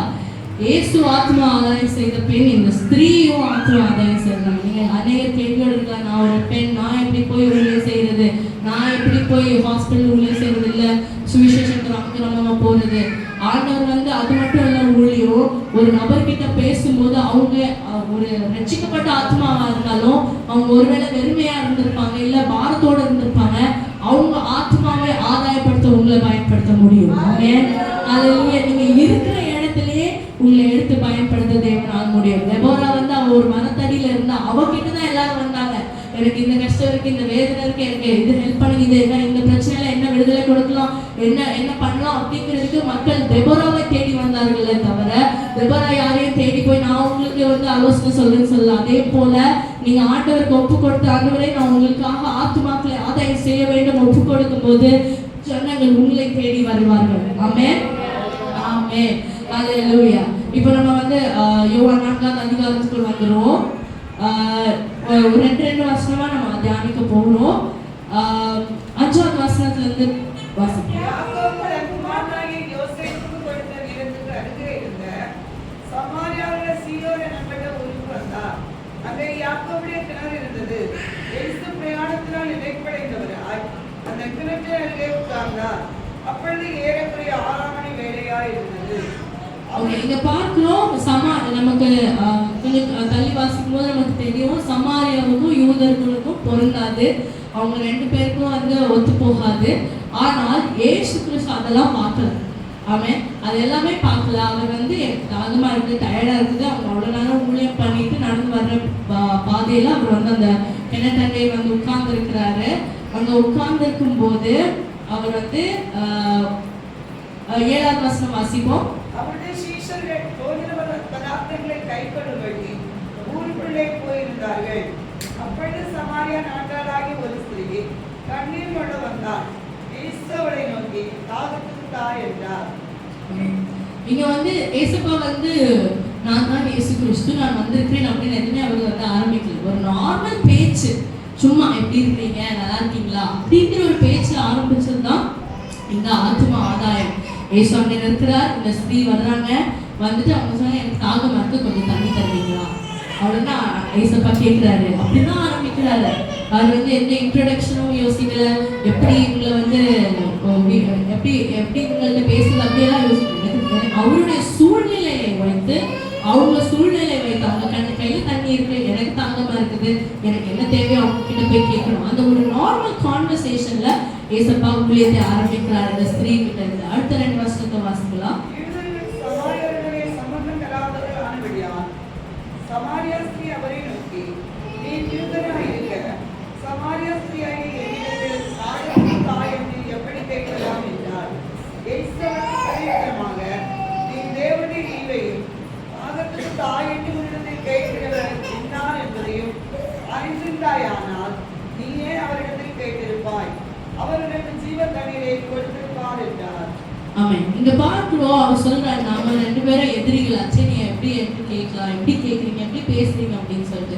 இன்னைக்கு அநேக வேளையில நம்முடைய வாழ்க்கையிலே சாட்சி இல்லாத நிமித்தமாக அநேகரை நாம் அநேக ஆத்மாக்களை நம்மளால ஆதாயப்படுத்த முடியாமல் இருக்கிறோம். நாமளே சண்டை போட்டுட்டு, நாமளே கெட்ட வார்த்தை பேசி, நம்ம எல்லாருக்கும் தெரியும் இவங்க சொல்லிச்சு போவாங்க, இப்படியும் வாழ்வாங்க, இது இந்த கேட்டகரி தான் அப்படின்னு சொல்லி நம்ம நிறைய பேர் ஒதுக்கி வச்சிருப்பாங்க. அந்த மாதிரி நம்ம வாழ்ந்துட்டு யார்கிட்டயும் போய் இயேசுவை நேசிக்கிறாரு, ரட்சிக்கப்படுங்க, சபைக்கு வாங்க நம்ம சொல்லவே முடியாது. அப்படிதானே? நமக்கே சாட்சி இல்லாத போது, நாமளே நம்ம விரோதிக்கிறவங்க கிட்ட பேசாம இருக்கும்போது, நம்முடைய ஆத்மாவே சரியில்லாம இருக்கும்போது இன்னொரு ஆத்மாவை ஒரு நாள் நம்ம ஆதாயப்படுத்த முடியாது. ஆமென். இயேசுடைய மக்கள் எல்லாமே, யூத மக்கள் எல்லாரும் என்ன நினைக்கிறாங்க, நாங்க தான் நல்லவங்க, நாங்க தான் பரிசுத்தவான்கள் அப்படின்னு சொல்லி வாழ்ந்துகிற யூத மக்கள், சமாரியா வந்து புற ஜாதிகள், இவங்க வந்து மதிக்கவே மாட்டாங்க. அப்படி பரிசுத்தமாய் வாழ்கிறவர்களின் மத்தியில், புறஜாதிகளை வெறுத்து வாழ்கிற மக்கள் மத்தியில் இங்கு இயேசு வருகிறார். இயேசு இந்த புறஜாதி கிட்ட போய் பேசுகிறார். அவரே போய் பேசுகிறார், அவரே போய் உறவாடுகிறார். அவரே சொல்றாரு, எனக்கு தனி தாகமா இருக்குது. அப்ப இந்த புறஜாதி இவ்வளவு நாள் வெறுக்கப்பட்ட வைக்கப்பட்டு எல்லாராலும் வைக்கப்பட்ட இந்த சமாரிய ஸ்திரீக்குள்ள ஒரு கேள்வி, நீங்க எப்படி என்கிட்ட வந்து பேசுறீங்க, நீங்க நம்ம தான் விரோதிகளாச்சே, எப்படி பேசுறீங்க அப்படிங்கிற ஒரு கேள்வி, அப்படிங்கிற ஒரு குவெஸ்டின் இந்த ஸ்திரீக்குள்ள வருகிறது நிமித்தமா இன்னும் சுவிசேஷம் உள்ள போக ஒரு வாசல் திறக்கப்பட்டது. ஆமென். நாம் உலகம் செய்கிறது போல அநேக கிறிஸ்தவர்கள் இன்றைக்கும் நான் கிறிஸ்தவன்னு சொல்லி மற்றவர்களை பகைக்கிறார்கள், நம்மளை காயப்படுத்துகிற பகைக்கிறாங்க. குடும்பத்துக்குள்ள சொத்து தகராறுகள்ல அண்ணன் தம்பிக்குள்ளேயே பேச்சு இல்லாம இருக்காங்க. ஆனா 2 பேரும் ஒரே சபைக்குள்ள இருப்பாங்க, இல்ல வேற வேற சபைக்கு போனாலும் கிறிஸ்தவர்களா இருக்கிறாங்க, தேவனை ஆராதிக்கிறவர்களா இருக்காங்க, ஆனா பேசாம இருக்கிறாங்க. இது எப்படி இந்த மக்களால எப்படி ஆத்மா ஆதாயம் செய்ய முடியும்? எப்படி இன்னொருத்தவங்க கிட்ட போய் நீங்க வந்து இப்படி வாழாதீங்க, நீங்க மனம் திரும்புங்கன்னு சொல்ல முடியும்? நாம் கிறிஸ்துவர்களா இருந்துட்டு நாமே மற்றவர்களை வெறுக்கும் போது, நம்ம ஊர்ல வந்து இந்த ஜாதி நிமித்தமா ரிலிஜன் நிமித்தமா நிறைய பிரிவுகள் இருக்குது. இதுலயே நம்ம வந்து இவங்க இந்த ஜாதி இருந்தா நம்ம எப்படி பேசக்கூடாது, இவங்க மதிக்க கூடாது, இவங்க நல்ல ஜாதி கிடையாது, அந்த ஜாதி கிடையாது. முதலாவது தேவன் வந்து ஜாதியை பார்த்து யாரையும் நேசிக்கல, தேவன் மதத்தை பார்த்து யாரையும் நேசிக்கல, கிருபையினால் நம்ம ஒவ்வொருவரையும் நேசித்திருக்கிறார். ஆமென். ஜாதியை பார்த்துருந்தா மதத்தை பார்த்துருந்தா நம்மளுடைய கிரியைகளை பார்த்துருந்தா இன்னைக்கு யாருமே நம்ம இங்க ரட்சிக்கப்பட்டிருக்க மாட்டோம். அநேகர் அதை மறந்து போகிறோம். அநேக வேளையில நானே இவ்வளவு கிருபை பெற்றேனே, நான் இந்த கிருபை மற்றவங்களுக்கு கொடுக்கணும் அப்படின்னு நம்ம நினைக்கிறது கிடையாது. நான் வந்து பரிசுத்தவான், நான் வந்து கிறிஸ்தவ சபைக்கு போனேன், அதனால நான் வந்து இந்த மக்கள் கூட எல்லாம் பேச மாட்டேன், இந்த மக்கள் எல்லாம் பார்த்தா நான் வந்து தள்ளி போயிடுவேன், இவங்களெல்லாம் மதிக்க மாட்டேன், இவங்கள்ட்டெல்லாம் பேச மாட்டேன், இவங்க என்கிட்ட பேசல அதனால நான் பேச மாட்டேன், இப்படிங்கிற ஒரு கண்ணோட்டத்துல இப்படிங்கிற ஒரு மன நிலைமையில அநேக கிறிஸ்தவர்கள் இருக்கிறாங்க. இன்னைக்கு நம்ம அப்படி வாழ்ந்தோம் என்றால் அந்த மக்களை ஆதாயம் செய்வது யார்? ஆமென். நாம் அந்த மக்களை பார்த்துட்டு நமக்கு தேவன் நமக்குள்ள ஏசப்பா இருக்கிறாரு, நம்ம ரட்சிக்கப்பட்டிருக்கிறோம், அந்த மக்கள் ரட்சிக்கப்படாதவங்க, அவங்க தப்பா நம்ம கிட்ட பேசுறாங்க, நம்ம கூட அடிக்கடி சண்டை போடுறாங்க, தேவையில்லாத பிரச்சனைகள் கொண்டு வராங்க, பொய் வழக்குகள் போடுறாங்க, என்னாலும் பண்ணட்டும். அந்த மக்கள் அப்படி இருந்துட்டும் நான் வந்து அவங்களை வெறுத்தேன் என்றால் அவங்களுக்கு சுவிசேஷம் சொல்வது யார்? அவங்க ஆத்மாவுக்கு பதில் சொல்வது யார்? இன்னைக்கு தேவன் நம்முடைய வாழ்க்கையில் கடந்து வருகிற ஒவ்வொருவரையும் நம்ம வாழ்க்கையில் அனுமதிக்கிறதே எப்படியாவது இந்த மகன் மூலமாய் சுவிசேஷம் அந்த பிள்ளைக்கு போகாதா, என்னுடைய வார்த்தை என்னுடைய நற்குணம் அந்த பிள்ளைக்கு தெரியாதா? இப்போ நம்ம அந்த மக்கள் நம்ம கிட்ட சண்டை போடுறாங்க, ஆனா அதே மக்கள் கிட்ட போய் நம்ம அந்த இனிமையான வார்த்தையில பேசும்போது, தேவனுடைய வார்த்தையை கொண்டு போய் சொல்லும் போது தேவன் அங்கே கிரியை செய்வார். ஏனென்றால் இந்த பிள்ளை அந்த மக்கள் அவளை வெறுத்தாலும், அந்த மக்கள் அவங்கள வந்து தள்ளி வச்சாலும், கெட்ட வார்த்தை பேசினாலும், என் மகா ஏன் நிமித்தமா அவங்க கிட்ட போய் அன்பா பேசுறாளே அப்படிங்கிற அந்த ஒரே காரணத்தின் நிமித்தமாய் தேவன் கிரியை செய்வார். தேவன் நிச்சயமா அவங்க இருதயங்கள்ல பேசுவார். ஏனென்றால் நீங்க மற்ற கிறிஸ்தவர்களை போல மற்ற உலகத்தாரை போல வெறுத்து தள்ளிட்டு போகாமல் அவங்களுக்காக மனம் இறங்கி அவங்க கிட்ட போய் அன்பாய், அந்த அன்பு கிறிஸ்துவர்கள் இருந்தாலே அன்புதான். அந்த அன்பை நாம் வெளிப்படுத்தும் போது, அந்த இனிமையான வார்த்தையை வெளிப்படுத்தும் போது, தேவனுடைய வார்த்தையை வெளிப்படுத்தும் போது, இனிமையான வார்த்தையே அவங்க ஆத்மாவை மதுரமாக்கும் என்றால் தேவனுடைய வார்த்தை நிச்சயமாய் அவங்க ஆத்மாவையும் ஆவியையும் பிரித்து கிரியை செய்யும். ஆமென். ஹல்லேலூயா.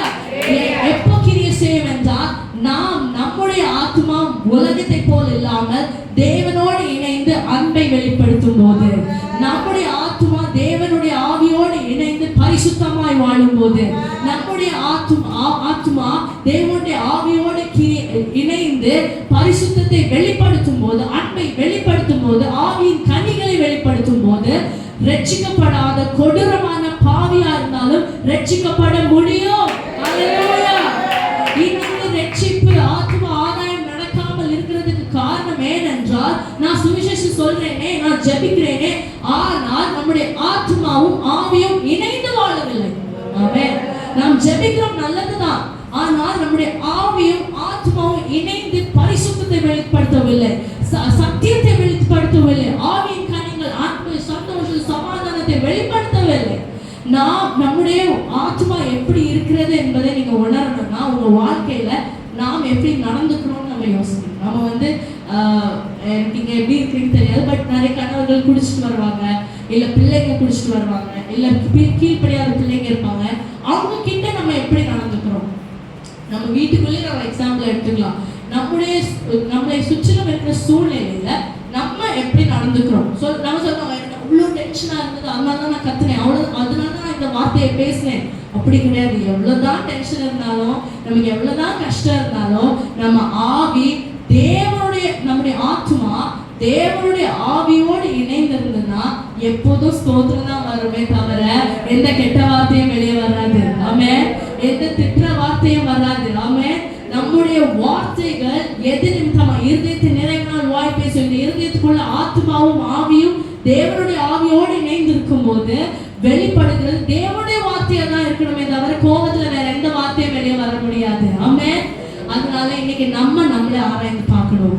என்ன வார்த்தைகள் எனக்கு மூலமாய் வருது, என் பார்வை எப்படி இருக்குது, என் மூஞ்சி சிச்சுவேஷன் மாறும்போது என்னுடைய ஆத்மா தேவனுடைய ஆவியை வெளிப்படுத்துதா இல்ல பிசாசுடைய ஆவியை வெளிப்படுத்துகிறதா என்பதை நாம் உணர வேண்டும்.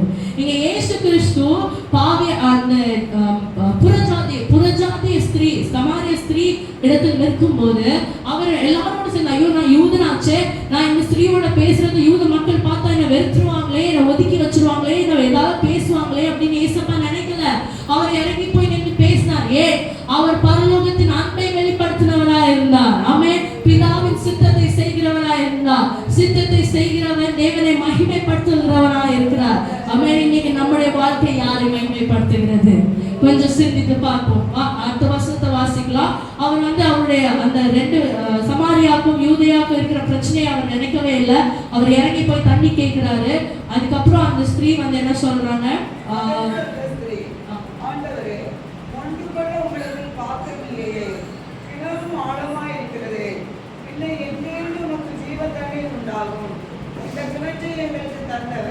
நம்முடைய பிதாவாகி யாக்கோபை பார்க்கிறோம், நீ பெரியவரோ, அவரும் அவர் பிள்ளைகளும் அவர் மிருக ஜீவன்களும் இதிலே குடித்ததுண்டே என்றாள்.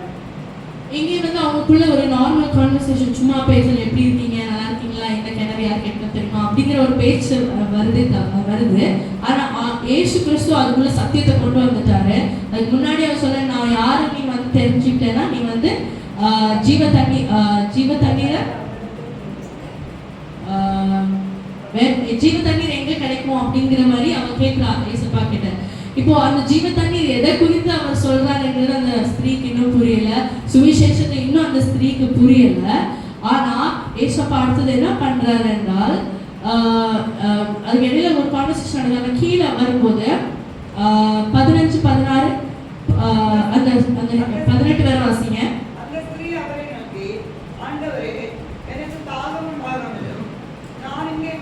வராமல் இருக்கும்படி அந்த தண்ணீரை எனக்கு தர வேண்டும் என்றார். இயேசு அவளை நோக்கி, நீ போய் உன் புருஷனை இங்கே அழைத்துக் கொண்டு வா என்றார். அதற்கு அந்த ஸ்திரீ, எனக்கு புருஷன் இல்லை என்றாள். இயேசு அவளை நோக்கி, எனக்கு புருஷன் இல்லை என்று நீ சொன்னது சரிதான். எப்படி எனில் 5 புருஷன் உனக்கு இருந்தார்கள், இப்பொழுதோ உரைத்திருக்கிறவன் உனக்கு புருஷன் அல்ல, இதை உள்ளபடி சொன்னாய் என்றார். அப்பொழுது அந்த ஸ்திரீ அவரை நோக்கி, ஆண்டவரே, நீ தீர்க்கதரிசி செய்தி காண்கிறேன்.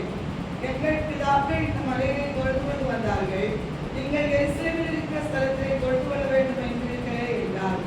அதற்கு இயேசு, ஸ்திரீயே, நான் சொல்கிறதை நம்பு. நீங்கள் இந்த மலையிலும் எருசலேமிலும் மட்டுமல்ல, எங்கும் பிதாவை தொழுது கொள்ளும் காலம் வருகிறது. நீங்கள் அறியாததை தொழுது கொள்வீர்கள், நாங்கள் அறிந்திருக்கிறது தொழுது கொள்கிறோம், ஏனென்றால் ரட்சிப்பு யூதர்கள் வழியாய் வருகிறது. இங்க பார்க்கிறோம், நீங்கள் தொழுது கொள்கிறவர் யார் என்பதை நீங்க அறியாமல் தொழுது கொள்கிறீங்க என்ற ஒரு விஷயம் இருக்குது. அநேக வேளையில் நம்ம புறஜாதி மக்கள் கூட இல்லை மற்ற மதத்துல உள்ளவங்க கிட்ட பேசும்போது அவங்க நாங்களும் தேவனை ஆராதிக்கிறோம், நீங்களும் தேவனை ஆராதிக்கிறீங்க, என்ன வித்தியாசம்? ஆனா அவங்க என்ன நினைக்கிறாங்கன்னா, நான் பார்க்கிறேன், நான் சிருஷ்டித்து வைத்திருக்கிறது தான் தேவன் நினைக்கிறாங்க. ஆனா அவங்க புரியாத ஒரு விஷயம் என்னன்னா, அவங்க கண்களுக்கு தெரியாமல் அவங்கள வழி நடத்துகிற ஒரு தேவன் இருக்கிறார் என்பது அவங்களுக்கு புரியல. அந்த மக்கள் அறியாம இருக்கிறதுனால அவங்க ஏதோ பண்றது ரைட், அவங்க பண்றது சரி அப்படின்னு அவங்க நினைக்கிறாங்க. தேவனை அறியாதது நிமித்தமா தேவனே அவங்க எப்பவுமே நீங்க புரிஞ்சுக்கணும். ஒருத்தங்க அவங்களுக்கு தவறா இயேசுப்பா பத்தி பேசுறாங்க, இல்ல உங்களுக்கு தவறா அவங்க செய்யறாங்க, ஏதாவது சொல்றாங்க என்றால் அவங்க தேவனை அறியாதவர்களா இருக்கிறார்கள் என்பதை நீங்க எப்பவுமே மனசுல வச்சு வச்சிருக்கணும். என்ன இவன் இப்படி பேசிட்டா அப்படின்னு சொல்லி நம்ம கோவத்துல நம்ம சாடிட்டோம்னா நாமளும் அதே கேட்டகரியில தேவனை அறியாத மக்களாய் மாறிடுவோம். நாம் தேவனை அறிந்திருக்கிறோம். நம்முடைய தேவன் எப்படிப்பட்டவர்? அன்பானவர், சமாதானத்தின் தேவனா இருக்கிறார், ஞானத்தின் தேவனா இருக்கிறார். அப்போ நாம் நம்முடைய தேவனை வெளிப்படுத்த வேண்டும். இங்க சமாரிய ஸ்திரீ வந்து ஏசப்பா அவ்வளவு சுவிசேஷம் சொல்றாரு, ஜீவ தண்ணீர் நான் தருவேன், அது வந்து பொங்கி உன்னிடத்துல இருந்து வலியும், இதெல்லாம் சொல்றாரு. எதுவுமே அந்த ஸ்திரீக்கு வந்து புரியவே இல்லை. என்ன தண்ணி, என்ன ஜீவன், என்ன இந்த கிணறு வந்து எங்க முற்பிதாக்கள் யாக்கோபுக்கு அப்படின்னு எல்லாம் பேசிட்டு இருக்காங்களே தவிர அந்த ஜீவ தண்ணீர் என்னது என்பதை அந்த ஸ்திரீ வந்து புரிஞ்சுக்கவே இல்லை. ஏனென்றால் அவளுக்கு வந்து தேவன் யார் என்பதே அறியவில்லை.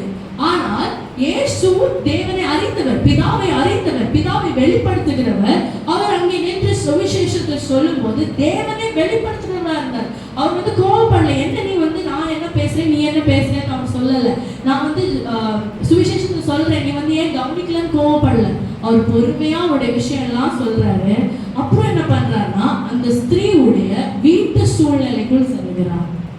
முதல்ல சுவிசேஷத்தை வந்து ஆரம்பிக்கிறாரு. அந்த ஸ்திரீக்கு எந்த கிரியையும் நடக்கல, அந்த ஸ்திரீக்கு எதுவுமே புரியல.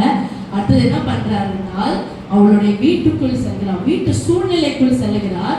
அவளுடைய கணவரை பத்தி கேட்கிறாரு. அடுத்தது சொல்ற நீ வந்து இருக்கிறது உன்னுடைய புருஷன் அல்ல அப்படின்னு சொல்லி அவளுடைய வாழ்க்கையை பத்தி ஒரு தீர்க்க தரிசனத்தை சொல்லுகிறார். இன்னைக்கு நீங்க சொல்லலாம் எனக்கு வந்து தீர்க்க தரிசனம் வரலாம் இல்லை அப்படின்னு சொல்றது உண்மைதான். நமக்கு நிறைய பேருக்கு உலக பிரகாரமான ஒரு தீர்க்க தரிசனம் வர இல்லை.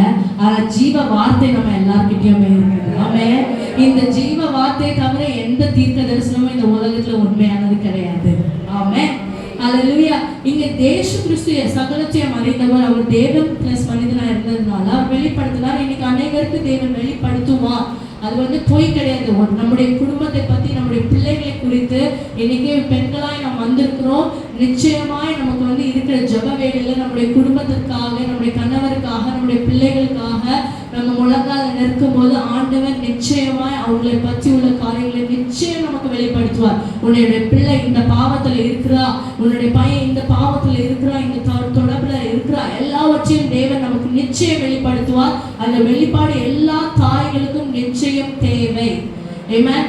எல்லா நாளும் நம்முடைய குடும்பத்துக்காக நம்ம முழங்கால் நிற்கும் போது தேவன் கிட்ட நம்ம கேட்க வேண்டிய ஒரு முக்கியமான விஷயம் என்னவென்றால், என்னுடைய குடும்பம், என்னுடைய கணவன், என்னுடைய பிள்ளைகள், என்னுடைய பெற்றோர்கள், இவர்களுடைய வாழ்க்கை எங்கே இருக்கிறது, இவங்க ஆவி ஆத்மா எப்படி இருக்கிறது என்கிறது தேவன் நிச்சயம் நாம் ஒவ்வொருவருக்கும் வெளிப்படுத்த வேண்டும். ஆமென். இந்த வெளிப்பாடோட தான் நம்ம ஒவ்வொரு நாளும் வாழ வேண்டும். இது ரொம்ப ரொம்ப முக்கியமான ஒரு விஷயம். எல்லா ஸ்திரீகளும் இதை நாம் கை கொள்ள வேண்டும். ஏனென்றால் புத்தியுள்ள ஸ்திரீ தன் வீட்டை கட்டுகிறார். அந்த வீடை கட்டணும்னா அந்த வீட்டுக்கு என்ன தேவை என்பதை நாம் அறிய வேண்டும். அநேக பிள்ளைங்க நம்ம கிட்ட பேச மாட்டாங்க, பிள்ளைங்க நம்ம கிட்ட ஷேர் பண்ண மாட்டாங்க. ஆனா பேசாத பிள்ளைகள் இருதயத்துல இருக்கிறத தேவன் நமக்கு வெளிப்படுத்துவார். ஆமென். இது ஒரு தாய்க்கு இருக்கிற வல்லமை. ஒரு தாய் வீடை கட்ட வேண்டும் என்றால் வீட்டுல உள்ளவங்களுடைய சூழ்நிலை தெரிய வேண்டும். வீட்டுல உள்ளவங்க நம்ம கிட்ட பேசலன்னா, ஒருவேளை குடிகார ஹஸ்பண்டா இருக்கலாம், இல்லைன்னா ஃபாரின்ல இருக்க ஹஸ்பண்டா இருக்கலாம், இல்ல நம்ம கூட இல்லாதவங்களா இருக்கலாம். அப்போ எப்படி என் வீடை நான் கெட்டுவேன், எப்படி அவங்கள பத்தி என்னால தெரிய முடியும்? அவங்கதான் என்கிட்ட பேசலையே. மேல இருந்து உங்களுக்கு வெளிப்படுத்துகிற ஒரு தேவன் இருக்கிறார். ஆமென். இது வந்து உங்க எதிர்த்துல எப்பவுமே வச்சுக்கோங்க. இது எனக்கு கொடுத்த ஒரு அட்வைஸ். நான் கல்யாணம் ஆகும்போது எனக்கு அவங்க கொடுத்த ஒரு மெயின் அட்வைஸ் என்னன்னா, உன்னுடைய குடும்பத்துக்காக நீ எல்லா நாளும் ஜெபிச்சு உன்னுடைய குடும்பத்தை குறித்து உள்ள வெளிப்பாடு உனக்கு நிச்சயம் இருக்க வேண்டும் என்கிற ஒரு அட்வைஸ் எனக்கு கொடுத்தாங்க. எதுக்கு என்றால் அப்போதான் உன்னுடைய வீட்டுக்காக நீ ஜெபிக்க முடியும், காத்துக்கொள்ள முடியும். உன்னுடைய பிள்ளைகளுக்கு எதிராக இப்படி ஒரு பொல்லாதான கிரியை செய்கிறது என்பதை நீ அறிந்தால் மட்டுமே அதுக்கு எதிராக போராட முடியும். இல்லைன்னா சும்மா ஆண்டவரை பிள்ளை ஆசீர்வாதமே நம்ம ஜெபிக்க முடியுமே தவிர வான மண்டலத்தில் பொல்லாத ஆவிகளுக்கு எதிராக ஆவி நாம் கிரியை செய்ய வேண்டும் என்றால் அங்கே என்ன நடக்குது என்பதை நாம் அறிய வேண்டும். அது தேவன் ஒவ்வொரு ஸ்திரீகளுக்கும் அதை வெளிப்படுத்துவார். குடும்ப ஸ்திரீகளுக்கு, பெற்றோர்களுக்கு அதை வெளிப்படுத்த வல்லவரா இருக்கிறார். எப்பொழுது என்றால் நாம் முழங்கால அவர்களுக்காக யுத்தம் செய்யும் போது மட்டுமே. நம்முடைய குடும்பத்தின் ஆத்துமாக்கள் நம் கையில தான் இருக்குது. நீங்க நினைக்கலாம் நான் அவங்கள ஆதாயப்படுத்துறீங்களா? முதல்ல நம்ம ஆத்மாவை ஆதாயப்படுத்திட்டு அடுத்து நம்முடைய பிள்ளைகள், நம்முடைய கணவரின் ஆத்மாக்கள் நம்ம கையில தான் இருக்குது. அவங்க வேலைக்கு போறாங்க, வெளியே படிக்க போறாங்க, வெளியே இடத்துக்கு போறாங்க. வீட்டுல தேவன் நம்ம எதுக்கு வச்சிருக்கிறார் என்றால் சும்மா இருந்துட்டு நம்ம சீரியல் பார்க்கறதுக்கோ டைம் பாஸ் பண்றதுக்கோ ரெஸ்ட் எடுக்கிறதுக்கு அல்ல. அவங்க வெளியே நிற்கிறாங்க, உலகத்தோட அவங்க நிற்கிறாங்க, உலகத்தின் நடுவுல இருக்கிறாங்க. நீ வீட்டுல இருந்து அவங்களுக்காக யுத்தம் செய். உலகால ஒரு குடும்பத்தின் ஆத்மாவுக்காண்டி நீ யுத்தம் செய் என்கிற ஒரு கடமை குடும்பத்து ஸ்திரீயாக நமக்கு இருக்கிறது. ஆமென். அவங்க ஆத்மாவுடைய ஆதாயம் நம்முடைய கருத்துல இருக்கிறது. ஆமென். ஏசப்பா இந்த ஸ்திரீ கிட்ட அவங்க குடும்பத்தை பத்தி ஆரம்பிக்கிறாரு. நீங்க சுவிசேஷம் சொல்லும் போது அவங்க குடும்பத்தை பத்தி விசாரிச்சுட்டு அவங்க ஒரு சொல்லுவாங்க, அந்த வீட்டுல சமாதானமே இல்லை, என் வீட்டுல சந்தோஷமே இல்லை, ஒரே சண்டையா இருக்குது, பண பிரச்சனையா இருக்குது. அந்த இடத்துல நீங்க என்ன பண்ணணும்? நம்முடைய ஏசப்பாவை கொண்டு போகணும். ஏசப்பா சமாதானக்காரனரா இருக்கிறாரு, அவர் ஜெகோவா ஷம்மாவா இருக்கிறாரு. நீங்க அவரை நீங்க வாங்க, சபைக்கு வாங்க, தேவனை பற்றி இன்னும் அறிந்து கொள்ளுங்க, அந்த தேவன் உங்களுக்கும் அற்புதம் செய்வாரு, அங்க உங்க சாட்சியை கொண்டு போகலாம். இது ஒன் ஆஃப் த வே. சுவிசேஷம் சொல்றதுக்கு ஒரு விதமா இருக்கிறது. அவங்க வீட்டு சூழ்நிலைக்கு ஏத்த மாதிரி ஏசப்பா, அவங்க வீட்டு சூழ்நிலைக்கு ஏத்த மாதிரி ஏசப்பா மாற்றக்கூடாது. ஆனா ஏசப்பா எல்லாவற்றுக்கும் எல்லாமா இருக்கிறதுனால அவங்க என்ன பிரச்சனை இருந்தாலும் அதை தீர்க்க என் ஏசப்பா வல்லவரா இருக்கிறார். ஆமென். அப்போ அந்த ஏசப்பாவை அவங்களுக்கு அப்படி சொல்லணும்னா நம்ம ஆத்மா ஏசப்பாவோட முதல்ல இருக்கணும். ஆமென். நாம் ஆத்மா ஆதாயம் செய்ய வேண்டும் என்றால் நம்முடைய ஆத்மா முதலாவது தேவனுடைய ஆவியோடு இணைந்து செயல்படுகிறதா இருக்க வேண்டும். ஆமென். இப்போ இந்த ஸ்திரீக்கு ஏசப்பா அவருடைய குடும்ப சூழ்நிலை பத்தி ஒரு தீர்க்க தரிசனத்தை சொல்லுகிறார். இப்போ நீங்க உங்ககிட்ட வருகிற அந்த ஆத்மாவை ஒரு ஆத்மாவை மனசுல வச்சுக்கோங்க. அந்த ஆத்மா கிட்ட நீங்க அவங்க வீட்டு சூழ்நிலைக்கு ஏத்த மாதிரி ஒரு ஏசப்பாவுடைய தீர்க்க தரிசனமான வார்த்தையை சொல்றீங்க. ஏசப்பா நிச்சயமா அவனுக்கு அற்புதம் செய்வார். ஏனென்றால் அவர் ஜெகோவா ரஃபாவா இருக்கிறார், அவர் சுகமளிக்கிற தேவனா இருக்கிறார், நிச்சயமா அவனுக்கு அற்புதம் நடக்கும் அப்படிங்கிற ஒரு தீர்க்க தரிசனத்தை நீங்க சொல்றீங்க. அதுக்கப்புறம் என்ன நடக்குது அப்படின்னு சொல்லும்போது 25வது வசனத்துல 25 26 வசனம். அந்த ஸ்திரீ அவரை நோக்கி, கிறிஸ்து எனப்படுகிற மேசியா வருகிறார் என்று அறிவேன், அவர் வரும்போது எல்லாவற்றையும் நமக்கு அறிவிப்பார் என்றார். அதற்கு இயேசு, உன்னுடனே பேசுகிற நானே அவர் என்றார். ஆமென். ஹல்லேலூயா.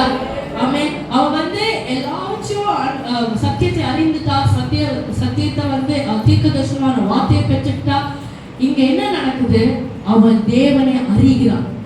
தேவன் ஜீசஸ் இயேசுவை அவன் அறிகிறார். நான் தான் இயேசு, நான் தான் மெசாயா அப்படிங்கிறத அவன் அறிந்த உடனே அவன் என்ன பண்றான்? அங்க எதுவுமே எதற்காகவும் அவன் நிற்கல. 28வது வசனம் 29வது வசனத்தில் பார்க்கிறோம். அவனுடைய ஜாரம் அங்கேயே தண்ணி கொடுத்து அங்கேயே வச்சுட்டு அவன் திரும்பி ஓடுறா. 29வது வசனத்தை எல்லாரும் சேர்ந்து வாசிக்கலாமா?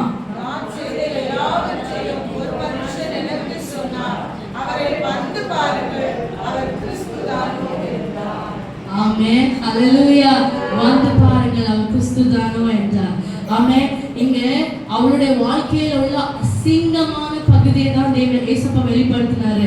யாருமே அறியாத ஒரு காரியத்தை தான் ஏசப்பா வெளிப்படுத்தினாரு. வெளியே சொன்னா பேர் நாச்சமாகிவிடுமே, இவ்வளவு கஷ்டம், என்னுடைய வீட்டு சூழ்நிலை வெளியே வந்தா இவ்வளவு ஒரு கேவலம் ஆயிருமே அப்படிங்கிற ஒரு காரியத்தை ஏசப்பா அவளுக்கு வெளிப்படுத்தும் போது அவள் தேவனை அறிந்து கொள்ளும் பொழுது தேவன் ஏசப்பா அவள்கிட்ட சொன்ன அந்த தீர்க்க தரிசனமான வார்த்தையை நிமித்தமாய் அவள் நான் தான் மெசையா, நான் தான் இயேசு அப்படிங்கிறத அவள் அறியும் போது அவள் எதுவுமே யோசிக்கல. ஐயோ, ஊர் மக்கள் கிட்ட நான் எப்படி போய் சொல்லுவேன், ஊர் மக்கள் என்ன நினைப்பாங்க அப்படி அவன் நினைக்கல. அவள் எல்லாவற்றையும் அங்க விட்டு ஓடி போய் அவள் ஆத்மா ஆதாயத்துக்கு என்று ஓடுகிறாள். ஹல்லேலூயா. நம்முடைய ஆத்மா என்றைக்கு தேவனை அறிந்து கொள்ளுகிறதோ, நம்முடைய ஆத்மா என்றைக்கு தேவனுடைய ஆவியோடு இணைந்து கிரியை செய்கிறதோ, அப்பொழுது நாம் நமக்குள் இருந்து ஜீவ நீரூற்று புறப்பட்டு அது மற்றவர்களுக்கு பாயும். 14வது வசனத்தை ஒரு விஷயம் வாசிப்போம். ஒரு காலம் தாகம் உண்டாகாது, நான் அவனுக்கு கொடுக்கிற தண்ணீர் அவனுக்குள்ள நித்திய ஜீவகாலமாய் ஊற்ற நீரூற்றாய் மாறும் என்றார். ஆமென். அது நித்திய காலமான ஜீவ நீரூற்றாய் மாறும். இப்போ நான் இங்க நடக்கிறது என்ன? தேவனுடைய ஆவி இந்த ஸ்திரீயுடைய ஆவி ஆத்மாவோட இணைந்திருக்கும் போது இந்த ஜீவ நீரூற்று உள்ள இருக்குது. நமக்குள்ள இந்த ஜீவ நீரூற்று இருக்கும்போது அது பொங்கி வழியும் போது அது மற்றவர்களுக்கு பாயும். அது நமக்குள்ளேயே அடக்கி வச்சுக்க முடியாது. பொங்கி வழிகிற ஒரு என்ன மூடி போட்டாலும் அது பொங்கி எழும்பி வெளியே பாயதான் செய்யுமே தவிர ஒரு நாள் அது மூட முடியாது. அதே போல தேவனுடைய ஆவி நமக்குள் வரும்போது, நம்முடைய ஆத்மா ஆதாயப்படும் போது, நம்முடைய ஆத்மாவில அது நிரம்பி வழியும். அந்த ஆத்மா ஆதாயத்தின் ஆவி வெளியேறும் போது, அது வெளியே பொங்கி வழியும் போது மற்றவர்களை அது ஆதாயப்படுத்தும். இங்க அந்த ஸ்திரீக்கு தான் நடந்திருக்குது. அவங்களுக்கு தேவையான அளவுக்கு மிஞ்சி அவங்க தேவனை அறிந்து கொண்ட போது, அவங்க இயேசுவே இது இயேசுதானோ, இது இயேசுவா அப்படிங்கிற ஒரு ஷாக், அப்படி ஒரு சர்ப்ரைஸ் அவங்களுக்கு வரும்போது அவங்க ஓடி போய் மற்றவர்களுக்கு சொல்றாங்க. ஏன்னா அவங்களுக்குள்ளே அதை வச்சுட்டு இருக்க முடியல. அவ்வளவு சந்தோஷம், அவ்வளவு நிறைவு, அவ்வளவுத்துக்கு அவங்க இருதயம் பொங்கி வழிகிறது சந்தோஷத்தினால். அதை மற்றவர்களுக்கு சொல்லணுமே, ஊர் மக்களுக்கு சொல்லணுமே, எனக்கு யார்கிட்ட சொல்றது அப்படின்னு தெரியாம தயங்கி ஊருக்குள்ள ஓடி எல்லார்கிட்டையும் சொல்றாங்க. ஹல்லேலூயா, ஹல்லேலூயா.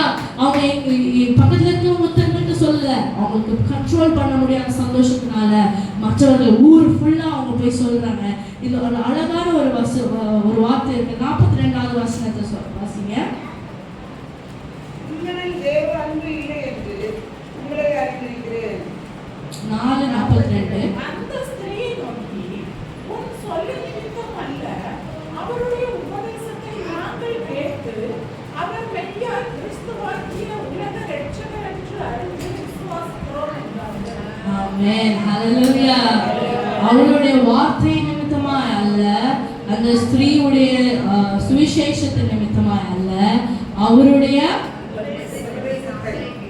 என்னது, அவருடைய உபதேசத்தை நாங்கள் கேட்டு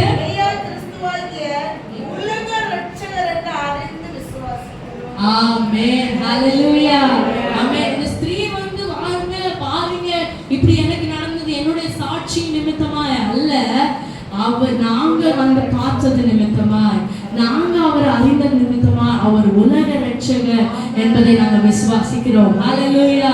இன்னைக்கு ஆத்மா ஆதாயத்துக்கு என்று தேவன் நம்மை அழைத்திருக்கிறார். ஆத்மா ஆதாயம் வெறும் நம்முடைய வார்த்தையினால் மட்டும் அல்ல, தேவன் வந்து கிரியை செய்ய வேண்டும். இந்த மொத்த பிரசங்கத்தை நம்ம ஒழுங்கா பார்த்தோம் என்றால், முதலாவது நம்முடைய தேவனுடைய வார்த்தையை வச்சு நம்ம வந்து ஒரு நபர் தேவனுடைய வார்த்தைக்கு தீர்க்க தரிசனமா தேவனுடைய வார்த்தையை பேசும்போது அவங்களுக்குள் இருக்கிற அந்த பொல்லாத ஆவியையும் அவங்க ஆத்மாவையும் அதை பிரிக்கிறது. அதை பிரிக்கும் போது தேவ ஆவியானவர் அவங்களுக்குள் வந்து சத்தியத்துக்கு அவங்களை கீழ்ப்படிய வைத்து அவங்க ஆத்மாவை பரிசுத்தமாக்குறார். பரிசுத்தமாக்கப்பட்டிருக்கிற ஆத்மா அது நிரம்பி வழிந்து மற்றவர்களை ஆதாயப்படுத்துகிற ஆத்மாவா இது மாறும். ஹல்லேலூயா. இவ்வளவு மட்டும் நீங்க உங்க இதயத்தில் வச்சா போதும். அப்போ நான் என்னுடைய ஆத்மா தேவனோடு இணைந்திருந்ததுன்னா, அது நிரம்பி வழிகிற ஒரு ஆத்மாவா இருந்துச்சுன்னா, அது தேவனை மகிமைப்படுத்துகிற ஆத்மாவா இருந்துச்சுன்னா, வசனம் சொல்லுகிறது, பிரியமானவரே உன் ஆத்மா வாழ்வது போல் எல்லாவற்றிலும் வாழ்ந்து சுகமாயிரு. நான் நிரம்பி வழிகிற ஆத்மாவா இருந்தேன்னா என்னுடைய வாழ்க்கை நிரம்பி வழிகிறதா இருக்கும். ஆமென். என்னுடைய ஆத்மா சந்தோஷம் சமாதானத்தை வெளிப்படுத்துகிற ஆத்மாவா இருந்தது என்றால் என்னுடைய வாழ்க்கை சந்தோஷம் சமாதானமாய் நிறைந்திருக்கிறோம். உங்கள் ஆத்மா எப்படி இருக்கிறதோ அப்படிதான் உங்க வாழ்க்கை இருக்கும். இன்னைக்கு நம்ம என்ன பிரேயர் பண்ண போறோம், நான் ஜெபிக்க போறோம் என்றால், ஆண்டவரே என்னுடைய ஆத்மாவை முதல்ல ஆதாயப்படுத்துங்கப்பா. ஆமென். நாம் சுவிசேஷத்தை அறிந்துட்டோம், நமக்கு ரட்சிப்பு இருக்குது, நம்ம வந்து ஜெபிச்சுட்டு தான் இருக்கிறோம். ஆனாலும் இன்னும் நம்முடைய ஆத்மா தேவனுடைய ஆவியோடு இசைந்து இல்லாமல் அநேக வேலைகள் இருக்கிறது. ஆமென். அதுல அநேக பகுதி நம்முடைய வாழ்க்கை, அநேக பகுதி நம்முடைய வார்த்தையின் மூலமா இருக்கலாம், நம்முடைய சிந்தனையின் மூலமா இருக்கலாம். நாம் தேவனுக்கு விரோதமாய் கிரியை செய்து கொண்டிருக்கிறோம். ஆனா தேவ ஆவியின் நமக்குள் இருந்துச்சுன்னா நம்மளால தேவனுக்கு எதிராக கிரியை செய்ய முடியாது. தேவனுக்கு பிரியம் இல்லாம நடக்க முடியாது. தேவ ஆவி நமக்குள் இருக்கும் என்றால் நம்முடைய ஆத்மா தேவனுக்கு பிரியமாய் தான் வாழும். இன்னைக்கு எந்தெந்த பகுதிகள்ல நம்முடைய ஆத்மா தேவனுக்கு பிரியம் இல்லாமல் இருக்குதோ, இன்னைக்கு இந்த வார்த்தையினால் நம்ம வந்து ஆண்டவர் என்ன ஆதாயப்படுத்துங்க. நான் இங்க இருந்து போகும்போது நிரம்பி வழிகிற ஒரு நீரூற்றாய் நான் இருக்கணும், நிரம்பி வழிந்து மற்றவர்களை ஆதாயப்படுத்துகிறவர்களாய் மாற வேண்டும். ஆனா இதுக்குள்ள நான் என்ன நீங்க முதல்ல ஆதாயப்படுத்துங்க. உலகாக்கு வருவோமா எல்லாரும்? ஏசப்பா இன்னைக்கு எங்களை ஆதாயப்படுத்துங்கப்பா. எங்க இருதயத்தை, எங்க ஆத்மாவை நீங்க ஆதாயப்படுத்தி அன்றைய நம்ம வெளியே போகும்போது மற்றவர்களை ஆதாயப்படுத்த வேண்டும். அன்றைய இன்னைக்கு உங்க பிரச்சனத்துல இருந்து தேவ பலனை பெற்றுக்கொண்டு ஆவியில் நாங்கள் பலன் அடைந்து எங்க ஆத்துமாக்களை உயிர்ப்பியும் உங்க வசனத்தினால, உங்க ஜீவ வல்லமையினால, உங்க ஜீவ தண்ணீரினால் இன்னைக்கு எங்க ஆத்துமாக்களை உயிர்ப்பி